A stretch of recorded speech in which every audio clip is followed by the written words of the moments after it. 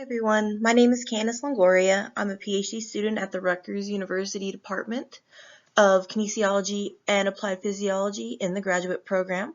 I'm also a certified personal trainer, and today we're going to be talking about power production and how our bodies can produce power in different ways. So when we think of power, we should really think about a couple of different things. We shouldn't just think about how strong we are, we should think about how fast we are too. So at the bottom, there's a formula where power is equal to force times velocity. So by definition, force is the strength or energy that specifically changes the speed of an object. So in order for there to be a lot of power, you don't have to necessarily just be strong, you have to also be quick. Velocity is speed or how fast you move. So sometimes whenever we think about being powerful, we sometimes think we have to be strong too, but that's not always true. Whenever you're really strong, we think about the heaviest weight you can pick up one time. It doesn't matter how long it takes you to do it as long as you pick it up. With power, we have to also think about how fast we can pick up that heavy weight. So by definition also, power is the ability to act or perform work, particularly on other objects. So there has to be something else involved in order for us to measure power. But what does it all mean? So if we look at things that you do on a regular basis, that would mean things like how fast can you run? But not just how fast, what is the fastest you can run? What is the highest you can jump? How much weight can you lift one time? And how fast can you do it? So our next question is, how do we make power?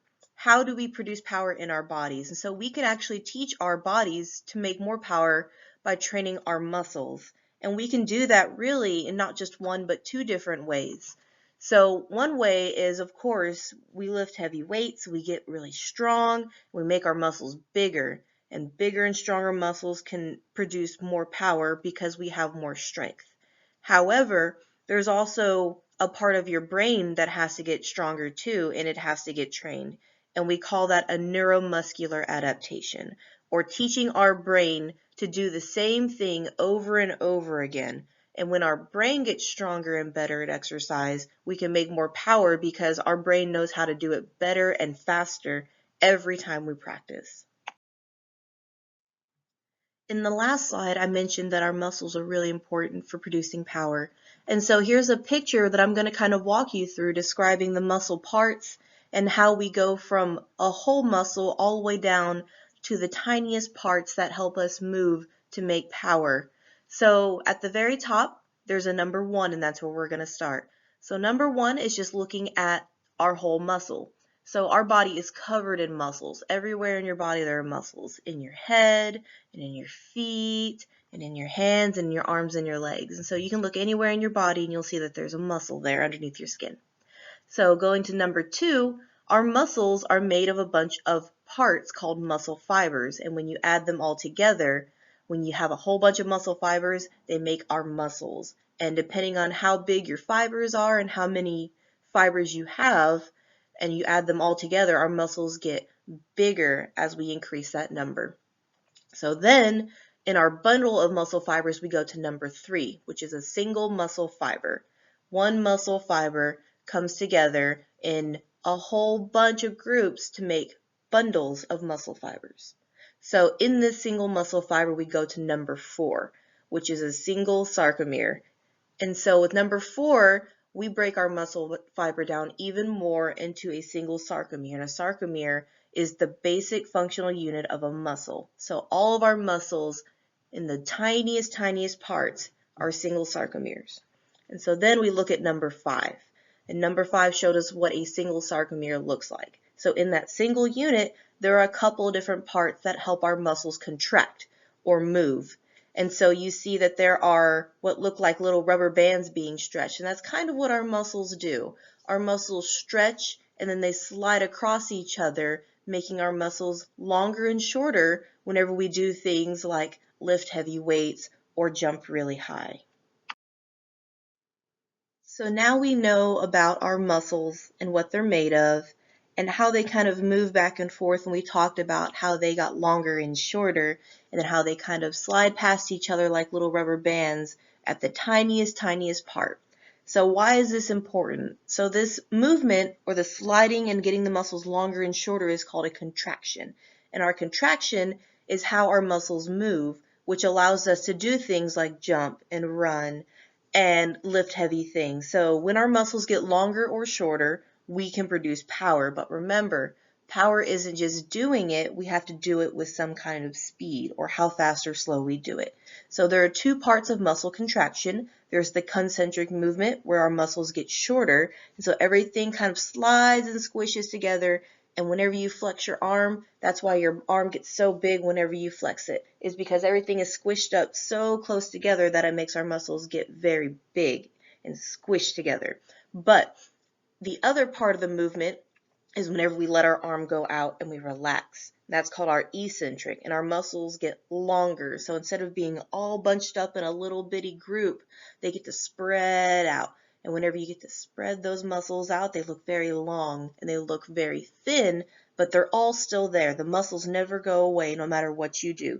They just get closer together in a group, or they spread farther apart. And the faster we can go between the concentric and the eccentric, or the long and the short muscles, or the contracting and the relaxing, the more power we can make. So what exercises are good for making muscles powerful? So there are lots of ways that we can make power and we can practice power. We talked about how we can make our muscles stronger by lifting weights and training, and we talked about how we make our brain stronger by practicing and doing it over and over again. So lifting weights will help make your muscles strong, and lifting more weights will make your muscles even stronger. But remember, it's not just about being strong, it's also about being fast. Sometimes you might hear people use the word explosive. And explosive means in that very moment, you have all the energy you possibly can, and it explodes out of you. And so another way we can do exercises to make power is we can do sprinting. And sprinting is running as fast as you can for a small amount of time. Maybe if you're really good, you can run really fast for a longer period of time. But we always say that you can do a small amount of time as fast as you can. Another way to do it is jumping. Practicing jumping as high as you can or as far as you can are both really good ways to work on making power. And a word you might see sometimes, and I put it in here, is called plyometrics. And plyometrics are a bunch of different exercises that look at moving your feet really fast and moving your arms really quickly and doing a bunch of jumps and a bunch of runs in a really small period of time. And so it's a whole bunch of different exercises together. And of course, just like we said, training your brain as well. So practicing over and over again. You learn how to kick the ball the same way. You learn how to jump to the same spot every time off the same leg. So teaching your brain and teaching your muscles are both very important in making our muscles powerful. So how can we measure how much power we make? There are lots and lots and lots of tests, but I think an easy way to think about it is at the Olympics, especially when you see people running around the track or doing outside events in track and field. And whenever they do these events, you always see some numbers pop up. Sometimes it's how fast they ran, and they'll tell you how far they're running, and then everybody gets a time when they cross the finish line. Or when somebody's doing one of the jumps and they have a small amount of time to do their event, but they have a distance or a height. So ways to measure power are how big of a jump can you do? So how far is it in feet? Or how high can you jump in feet? And so they'll measure it with a measuring tool, and they will use this to compare to everybody else. So we can compare people's measurements of how high they jumped or how far they jumped, and the person who jumps the highest or jumps the farthest made the most power to do it. Another way you can do it is how fast can you run 100 meters? So we see a picture here of Usain Bolt with his world record of 1919, which is for him running the 200 meters. So he has an Olympic record and a world record because he did it faster than anybody else, and he had the most power for less than 20 seconds. And then how quickly can you pick up a heavy weight? So we've talked about speed and power having to go together. And so sometimes whenever you lift weights, they want you to lift weights in a certain amount of time. And so how much power you have can also be measured as how quickly can you pick up a heavy weight. So who can pick up the heavy weight the fastest? So here's a picture, and I want you to look at all the people running in all the lanes. So you see everybody has a number and they're all running towards the finish line. And my question to you is, if you saw this picture, who would you think was the most powerful sprinter in the group? So remember, when we're talking about the most, we want to be the person in front. And so the one in lane 4 with the yellow shirt and the green shorts, at the very end of this sprint would be the most powerful because he's the one out front. So again, how fast and how strong you are at the same time will both help you be the most powerful in the group. So far we've talked about power and who has it, and pretty much everybody we talk about are athletes or professionals whose job it is to be really strong and really fast. But really everybody needs power, including you. And you use power in different ways every day, doing things around the house or playing with your friends. For example, if you're outside playing tag or you're running around, you're running really fast, and that uses power. Another example is jumping rope. Having to jump up and down really fast over and over again requires power to do. And sometimes when we're at home, we have to pick up heavy things. Maybe our toys are really heavy, or maybe we're helping to move something, and you need power in order to do this. So having power isn't just for athletes, it's for people to use every day.